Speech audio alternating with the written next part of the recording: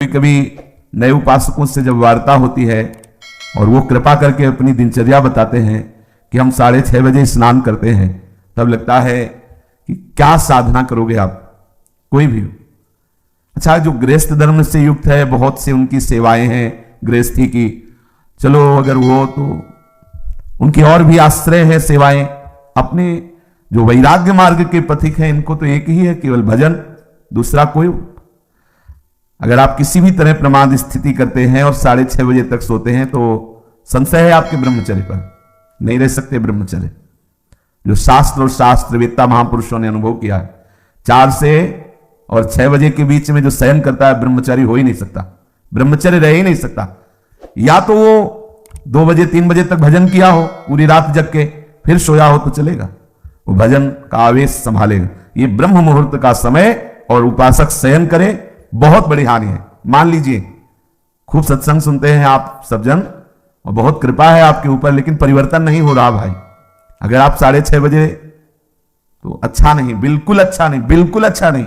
ये दिनचर्या तो बिल्कुल ठीक नहीं। आप लोग सावधान हो, जो भी हो सावधान हो जाइए। ये बिल्कुल आपके जीवन के लिए घातक दिनचर्या है।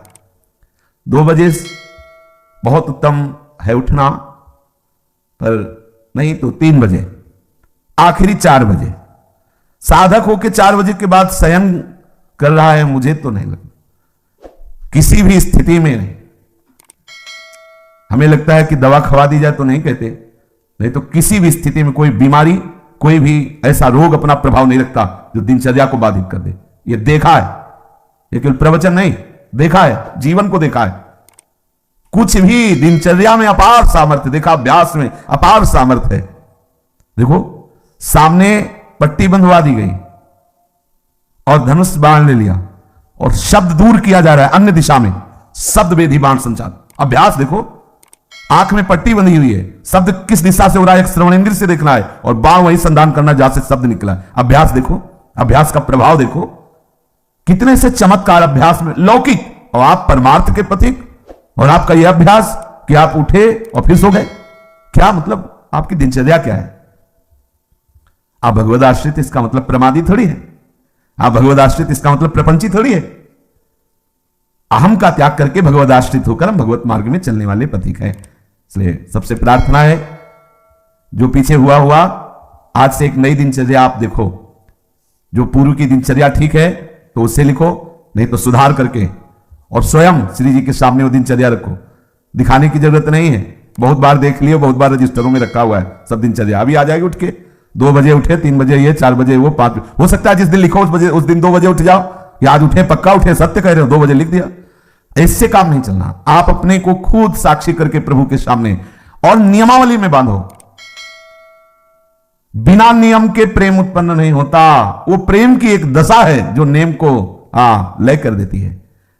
नियमावली में आपकी दिनचर्या सही होनी चाहिए, आपकी नियमावली ठीक होनी चाहिए। किसी भी संत के जीवन को आप देखिए, देखो एक स्थिति सिद्धावस्था में ऐसी आती है स्वाभाविक कि उनको देह से संबंध नहीं रह जाता। अब उनकी बात अलग, आपकी अवस्था और उनकी। बीच सत्संग में हुक्का मांग करके परमहंस जी, रामकृष्ण परमहंस जी कभी पकोड़ा मांगते, कभी, अब उनका हम अनुसरण थोड़ी करेंगे इस बात में, भाई धरो हुक्का, रुको अब हम पी रहे। हम महापुरुषों का अनुसरण थोड़ी कर सकते हैं। महापुरुष किस दशा में, किस स्थिति में, उनके जो नियमावली उपदेश है, वो कहीं नहीं बोले उपदेश में कि हुक्का पियो, नहीं बोले। तो जो उपदेश बोले वो हमें आचरण में उतारने। हम क्या करते हैं, सीधे महापुरुष व्यास भरोसे कुंवर के, सीधे वो जो इस स्थिति में है ना, बस केवल इतने पकड़ते हैं। काहू के बल भजन को, इसलिए भजन नहीं करना, काहू के आचार, इसलिए आचार नहीं करना। मतलब जितेंद्रिय राग, पवित्रता और ये सब। क्या पवित्रता? गुरुजी ने कहा है, थैली है मल की, क्या पवित्रता? हाँ, उसमें क्या सुना है नहीं प्रवचन में, आचार गए और जितेंद्रियता आदि नहीं। और व्यास भरोसे ये बात आई, सोवत पाव पसार, तो 6:30 बजे इसलिए जगना पड़ेगा कि 7 बजे 7:15 बजे सत्संगों में आना है। वो आ जाते हैं तो जल्दी जल्दी तिलक लग जाए, गुरुदेव जय महाराज, हाँ जय हो महाराज, वाह वाह वाह, हाँ क्या सत्संग में हो रहा है भाई। बहुत जीवन कीमती है। अभी कल ही पता चला कि कोई बहुत प्रियजन है, उनके यहां कैंसर हुआ। अब क्या दशा, ना भोजन सही पा सकते हो ना कुछ, और ये कैंसर आदि ऐसी बीमारियां हैं कि अभी तक जितने हमारे दर्शन में आए, एक आध बात अलग, उन सबको श्री जी ने जल्दी बुला लिया, जितने भी दृष्टि में आए। तो हम तुम अमरौती खा के थोड़ी आए हैं। कोई न कोई व्याधि मंदिर है, कब देवता का पर्दा हट जाए, जैसे बहुत मंदिर में सब देवता होते ना, ऐसे शरीरम व्याधि मंदिरम, पुजारी कब पर्दा हटा दे, कौन सा, बोले अब कैंसर देवता आ गए, वो उड़ जाएंगे भैया। देखो तुम्हें अभी रिपोर्ट में बता दी जाए तुम्हारी किडनी खराब थी, देखो क्या होता है तुम्हारा। अगर डिप्रेशन में ना पहुंच जाओ तो बताना, ब्लड प्रेशर अपने आप उछाल मारने लगेगा, क्योंकि चिंतन, आज तुम स्वस्थ हो तो प्रमाद करते हो, और कल प्रमाद करने का अवसर नहीं रहेगा, अवसर ही नहीं रहेगा, अनन्य चिंतन रोग का होने लगेगा। अगर भगवदाकार वृत्ति नहीं हुई तो आप ये मत समझो मृत्यु कोई खिलवाड़ नहीं है। मृत्यु का संदेश सुनकर अच्छे अच्छे के जमीन खिसक जाती, होश खराब हो जाते हैं। कैंसर, अब न रात में नींद न दिन में चैन, अनन्य चिंतन उसी का शुरू। अब क्या करें, घबराहट, थोड़ी थोड़ी देर में मरना है तो जो दुकान मकान पति पुत्र परिवार जितना सब वो सब काटने दौड़ता है, ये सब छूट जाएगा। भजन कोई साधारण वस्तु है। इसलिए भर्तृहरि जी महाराज कह रहे हैं, यावत स्वस्थ विदम गृहम कलेवरम यावत चदूरे जरा। जब तक बुढ़ापा दूर है, जब तक तुम्हारे शरीर में रोग कोई नहीं हो जा रहा, होगा ऐसा थोड़ी कि तुम कोई लिखवा के लाए कि नहीं, होगा। जब ऐसे परमहंस को कैंसर हो सकता है, रामकृष्ण परमहंस जी को, पूज्य भाई जी के उदर में कैंसर हो सकता है, वो फिर अपने लोग तो अधिकारी ही है इस दंड के, अपने लोग तो अधिकारी न जाने कितने। इन भजनानंदी महापुरुषों के शरीर में ऐसी व्याधियां हो सकती है, तो अपने लोगों को तो पूरा रजिस्टर रखा हुआ है। सावधान हो जाइए, प्रमाद मत कीजिए, बहुत बढ़िया अवसर आपको मिला है। भगवत चरणारविंद का आश्रय और सतत जप, ये बिल्कुल खुली दो बातें हैं, ज्यादा इनमें समझने की जरूरत नहीं। अंदर से भगवत आश्रय और जिह्वा से जप, राधा वल्लभ श्री हरिवंश श्री हरिवंश। क्या जाता है भैया, अगर रोज का रोज शाम के हिसाब आपको ना दिखाई दे तो बताना, रोज आपको वैराग्य बढ़ा नजर आएगा, आपको नजर आएगा, अरुचि होने लगे। सच्ची कहते हैं भजन का प्रभाव, ये तो भगवत कृपा से भगवत चर्चा हो रही नहीं। एक मिनट के लिए अंदर से मन राजी नहीं, ये जो हो रहा है, एक मिनट के लिए राजी नहीं। जब ये सब बस यही लगता है चुप किसी से मिलो मत, बंद करके दरवाजा अपने कमरे का, बस एकाकार वृत्ति, कब शरीर किस दशा को पहुंच जाए, बेकार काहे को बहिर्मुखता में फैल रहे हो, शांत। इसका फल है तदाकार वृत्ति में डूबना। और आपको बढ़िया अवसर मिला है, कोई जिम्मेवारी नहीं। देखो आप सत्संग सुन रहे हो, आप नाम जप कर सकते हो, नाम में ध्यान लगाए हुए श्रवणेंद्रिय से सुनो, देखो बढ़िया आपकी समाधि अवस्था जारी। सत्संग क्या है, एक समाधि अवस्था में डुबोने का बहुत बढ़िया, मतलब 1 घंटा 1.5 घंटा चर्चा हो रही, श्रवणेंद्रिय के लिए कहीं अन्य जाने की जगह नहीं, और अंदर से आप नामाकार वृत्ति मंत्राकार वृत्ति, बड़ा आनंद का विषय है। अगर हम भजन छोड़ दिए, बाह्य में ही समय व्यतीत किए, तो बाह्यकरण से आप सेवाएं करते रहो, बाह्यकरण से दिनचर्या करते रहो, अंतःकरण विषय चिंतन कर रहा है, तो आनंद बाह्यकरण को होना है कि अंतःकरण को? समझना जरा, सूक्ष्मता से समझना, परिवर्तन किसका होना है? अंतःकरण का। बाह्यकरण का तो देखो 2 मिनट में परिवर्तन सब, लेकिन अंतःकरण का परिवर्तन चिंतन से होता है, भजन से होता है। बड़े बड़े हम संत महापुरुषों के समीप रहने वालों को देखा है, अंतर में भजन नहीं तो दीपक तले अंधेला पाया गया है, दीपक तले अंधेला पाया। बहुत अच्छी बात समझ, बहुत घुस के तमाशा देखा है अंतर और बाहर में। भजन नहीं तो बड़े बड़े भजनानंदी महापुरुषों के समीप रहने वाले बड़ा प्रपंच का नाटक देखा गया है। वो महापुरुष तो आनंदित रहते हैं, क्योंकि उनके लिए तो एक ऐसी स्थिति है प्राप्त हो गई जहां प्रपंच का स्पर्श नहीं है, और उनके प्रभाव से बाहरी व्यवहार सामग्रियों की खूब बहुतायत होती है। तो नीचे भजन का मतलब नहीं रह जाता कि भजन क्या है, बस वो सम्मान और विषय आदि का सेवन, क्योंकि महापुरुषों का प्रभाव सम्मान दिलाता है, महापुरुषों का प्रताप वो वस्तुएं जो विषय संबंधी सेवन में आती, अच्छी से अच्छी वस्तुएं, होता क्या है, अंतःकरण मलिन हो जाता है।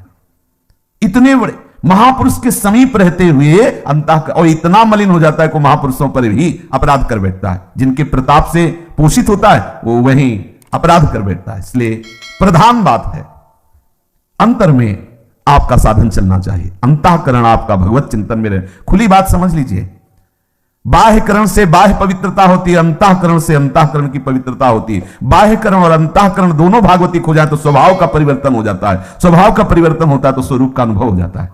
जो हमारा सखा भाव, गोपी भाव, सहचरी भाव का भाव स्वरूप है, उसकी प्राप्ति हो जाती है। इसलिए भैया चूको मत, बहुत बढ़िया अवसर, बड़ा घबराहट का विषय है। जब इस शरीर पीड़ा से युक्त होता है तो केवल प्रभु ही ऐसे जो हमें बचा सकते हैं, नहीं तो जब शरीर स्वस्थ होता है तो अहंकार देवता अपना नाटक करवाते रहते हैं, और जब अस्वस्थ हो जाता है तो मनी राम उसी अस्वस्थता का चिंतन, बड़ा क्लेश में। और इस संसार से मुक्त हो जाइए, अगर आप सोच रहे हो तो दिन प्रतिदिन ऐसा भयावह संसार का स्वरूप आएगा, पूछो मत। इससे मुक्त होना ही अब एक उपाय रह गया है।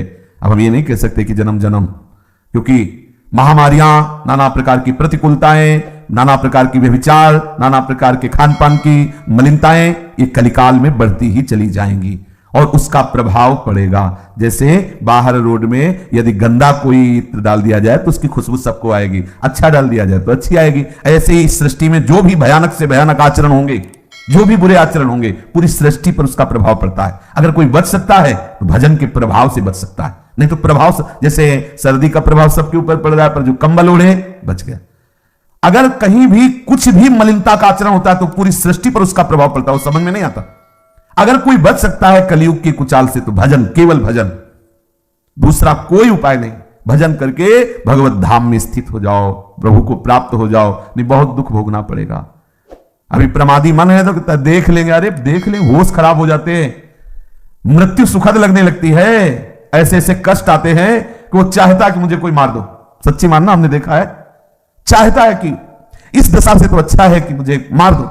भाई मरना थोड़ी हमारा समाधान होगा, भगवत प्राप्ति समाधान। इसलिए बेचैन हो जाओ भगवत प्राप्ति के लिए। प्रेम की चलो बड़ी ऊंची बात है, लेकिन इतना तो रख लो कि अब प्रभु मुक्त करो इस नरक से, ये नाना प्रकार के क्लेशों से। कितने बंधे इस शरीर में, अरे आप देखो, ज्ञान की बातें चाहे जितनी करो, जब इसकी रिपोर्ट आती है ना तो एक बार चेहरा गिर जाता है किसी का भी हो। जब हाथ में बताई जाती है रिपोर्ट की ये है, एक बार ऐसे क्रिएटिनाइन और पोटेशियम, अब डायलिसिस शुरू होगा। हाँ एक बार तो फिर वो, अरे नहीं कोई शरीर है क्या, वो जब चिंता, तब फिर आनंद की अच्छे को। एक बार जब लंबा सुर ले गया ना बलराम जी को, तो एक बार वो भी उदास हो गए थे, फिर उनको स्वरूप पे घुसा मारा। तो ऐसे साधक प्रहार करता है, अरे किसी भी विकार पर, अरे नहीं नहीं हम तो प्रभु के आश्रित है, प्रभु के दास है। पर इतना प्रहार करने लायक बन जाओ, आपकी ऐसी मनोवृत्ति भगवदाकार हो कि आप प्रहार कर सको। इसलिए भाई सावधान रहो। ये सुबह 6:30 बजे तक सोना ये ठीक नहीं। आप सो करके सोने को गवा रहे हैं, ये सोने का समय है, सोने का, स्वर्ण का। और क्या बोले, सोने का समय गुरु जी का, खूब सो आनंद से, ऐसा नहीं, ये स्वर्ण समय है, ब्रह्म मुहूर्त खूब ना। हमारे लिए तो हर क्षण ब्रह्म मुहूर्त है, ये तो केवल एक दिनचर्या के लेकर नहीं, हर समय हमारा ब्रह्म मुहूर्त है। हम प्रभु में लगे हुए हैं, इसलिए हर समय प्रेम में प्रभु का चिंतन हो रहा है, हर समय हमारे लिए महामंगल में महापावन है। देखो आप सबसे प्रार्थना है, बहुत सोच समझ के दिनचर्या बनाएं, और जो दिनचर्या बनाए 10-12 वर्ष उसमें कोई विक्षेप नहीं होना चाहिए। आज गए 5 घंटे यमुना के किनारे बैठ गए, 5 दिन गए ही नहीं, ये रसिकों की दिनचर्या नहीं। ये वृंदावन की उपासना में दिनचर्या एक आपकी नियमावली। या तो आप ऐसी स्थिति में कि 5 दिन आपको शरीर शुद्ध नहीं रही तो कोई बात नहीं, दिनचर्या का फल मिल गया। आपकी दिनचर्या एक ऐसी होनी चाहिए जो बने तो कम से कम 10-12 वर्ष तो एक रस चलना चाहिए। आज ये कल वो, फिर परसों बदल गया, फिर अलग दिनचर्याएं रजिस्टर में लिखी रखी रह गई और हमारी कुछ और ही दिनचर्या चल रही। भाई ऐसा मत कीजिए। भगवत मार्ग के पथिक, चाहे आप गृहस्थ हो विरक्त हो, बहुत सोच समझ कर दिनचर्या बनाइए। आप 10 मिनट यदि भजन में बैठते हैं तो ठीक टाइम पर बैठिए और बहुत काल तक वो समय भजन में दीजिए कि हम 10 मिनट बैठते हैं तो हम 10-12 वर्ष तक 9 मिनट नहीं होने देंगे, 10 मिनट तो बैठेंगे ही, और हमें मिलेगा तो हम माया से खींचकर और समय बढ़ाते घटने नहीं देंगे। ये दिनचर्या का भाव होता है अपने मन को बांधना। दिनचर्या का मतलब होता है हम अपने मन को संपूर्ण समय के द्वारा इष्ट में फांस रहे, बांध रहे, इस समय ये, इस समय ये, इस समय ये, और उसको नियम पूर्वक बांधना। कभी परिक्रमा चल रही तो कभी कुछ, कभी कुछ, कभी सब बंद, कमरे में पड़े शयन कर, ऐसी नहीं। एक आपके आहार की, विहार की दिनचर्या होनी चाहिए। बहुत अच्छा आहार मिल जाए तो भी एक संयमित जो आपने आहार नियम लिया उससे ज्यादा नहीं होना चाहिए। ना मिले उस समय के बाद, आपको सच्ची बताए, यदि आपकी दिनचर्या सही है तो समय के बाद आहार करने की इच्छा ही खत्म हो जाती है। अगर आपका समय कि इस समय से इस समय तक आप प्रसाद लेते हैं, अगर नहीं मिले तो उसका चिंतन खत्म, उसकी इच्छा ही खत्म। अब अगले टाइम जब पाते हैं तब फिर आए। बहुत बड़ा नियम में बल होता है। बिना घड़ी के अपने आप नेत्र खुल जाना, दोबारा आलस्य ना आना, शरीर में एक नई स्फूर्ति, अभ्यास में बहुत बड़ी ताकत होती है। अपने लोगों का अभ्यास ही दृढ़ नहीं हो रहा है, नियमावली ही ठीक से नहीं बन रही। दिनचर्या में पता होना चाहिए, ये इस समय तो वो सत्संग में मिलेंगे, इस समय वो परिक्रमा में होंगे, इस समय वो जप में बैठे होंगे, उनका समय है जप का, इस समय तो मौन होंगे, बोलेंगे नहीं। साधु की दिनचर्या होती। हमारी क्या दिनचर्या है, इस पर ध्यान दीजिए। एक बार आप ही दिनचर्या बना लीजिए और उससे 10-12 वर्ष तक चलाइए। यह तेरे दिन दिनचर्या बदलिएगा नहीं। माना भागवतिक है, लेकिन इससे मन संयमित नहीं होगा, इससे मन एक रस में नहीं आएगा, और एक रस नहीं हुआ तो फिर जीवत्व बाधा पहुंचाता रहेगा। ये जो जीवत्व है, काम क्रोध लोभ आदि, ये सब फिर परेशान करते रहेंगे, प्रमाद स्थितियां आती रहेंगी। एक रस में बहुत बड़ा बल। जब बुखार और ये सब परेशानियां शरीर में आती तो भी दिनचर्या बाधित नहीं होती। जो अच्छे साधक होते हैं, जिस समय स्नान उसी समय स्नान, जिस समय अपने आप इतना सामर्थ्य होती है। कहीं भी चमत्कार प्रकट हुआ है तो एक जो दिनचर्या पकड़ी गई, दिनचर्या देखो, पूज्य श्री सनातन जी वयोवृद्ध हो गए, परिक्रमा को रोज जाते हैं गिरिराज जी की। गिरिराज जी को पीड़ा होती है उनकी परिक्रमा से कि इतने वयोवृद्ध नंगे पैर प्रकट हुए श्री लालजू महाराज ठाकुर जी। वो कह रहे हैं कि बाबा अब तुम परिक्रमा मत आया करो, हमारे लिए ही तो सब करते हो, हम बहुत प्रसन्न है, वहीं वृंदावन में आप भजन करो। हाँ ठीक है प्रभु। दूसरे दिन फिर पहुंच गए, बोले बाबा मना किया, बोले प्रभु रह नहीं पाते। ये दिनचर्या क्या करती, आपका अभ्यास ऐसा दृढ़ करती कि इष्ट मना कर रहा है, लेकिन रह नहीं पाते। परिणाम क्या हुआ, आज भी उनकी दिनचर्या ने हमको एक बहुत बड़ी सिद्धि दे दी। आज भी आप दर्शन कर सकते हो राधा दामोदर में बंसी का, लकुट का, श्रीचरण का, गाय की खुर का चिन्ह हो, गिरिराज जी की शिला आज भी हो। सनातन जी की एक नियमावली ने आज हम सब भक्तों को दुर्लभ वस्तु है, दुर्लभ वस्तु है। भगवत चरणारविंद के चिन्ह, लकुट के चिन्ह, बंसी के चिन्ह, गाय के खुर के चिन्ह प्रभु ने स्वयं दे, और बोले शिला की परिक्रमा कर लेना। ये 4 परिक्रमा का आपको 4 परिक्रमा कर लो तो परिक्रमा गिरिराज जी की पूरी हो गई। नियमावली 24 घंटे में ऐसी सहज दिनचर्या आप अपनी खुद बना लीजिए जो आप बहुत काल तक निर्वाह कर सके। यमुना तट अगर हमारा जाना हुआ तो यमुना तट, बहुत मन हुआ तो नागरिकदास जी करें गोवर्धन गिरिराज जी, और बैठो राधा कुंड, देखा है, अनुभव किया है, एक अलौकिक मतलब आकर्षण राधा कुंड में देखा है। सुबह सुबह जैसे चुपचाप कभी गए हैं और एकदम बैठ गए तो एक अलौकिक आकर्षण, एक दिव्य आकर्षण, एक भजन में एक दिव्य उन्माद। आसपास बड़े बड़े भजनानंदी महात्मा रहते हैं और श्री जी का वो नित्य स्थल राधा कुंड, संपूर्ण ब्रज महिमा में। पर कहीं कहीं प्रभु विशेष अपनी लीला प्रकाशित किए।